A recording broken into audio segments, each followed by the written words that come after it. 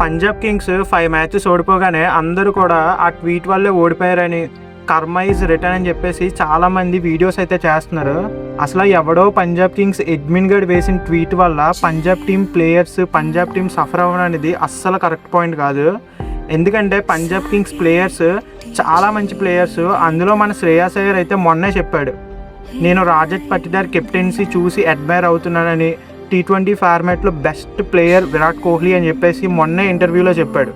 అంటే శ్రేయాస్ అయ్యర్ ఆర్సీబీ ప్లేయర్స్కి చాలా రెస్పెక్ట్ అయితే ఇస్తాడు. అలాగే టీమ్ ప్లేయర్స్ అందరూ కూడా వాళ్ళు చాలా సైలెంట్గా ఉంటారు. ఎప్పుడు కూడా వాళ్ళ స్కిల్స్ని వాళ్ళు చూపించామా, మ్యాచెస్ గెలిచామా అన్నట్టే ఉంటారు తప్ప అన్నెసెసరీ యాటిట్యూడ్ అయితే వాళ్ళు అస్సలు చూపించరు. అంత మంచి టీము పంజాబ్. అలాంటి టీమ్ అడ్మిన్ ఎవడో ఒక పోస్ట్ వేయడం వల్ల పంజాబ్ కింగ్స్ ఇన్ని మ్యాచెస్ ఓడిపోయిందనడం కరెక్ట్ పాయింట్ కాదు. ఎస్పెషల్లీ ఆర్సీబీ ఫ్యాన్స్ అయితే మమ్మల్ని అలా అనడం వల్లే మీకు కర్మ రిటర్న్ అయిందని చెప్పేసి అన్నారు. ఒక్కసారి శ్రేయాస్ అయ్యర్ మన ఆర్సీబీ ప్లేయర్స్కి ఎంత రెస్పెక్ట్ ఇస్తారో ఒకసారి గుర్తు తెచ్చుకోండి.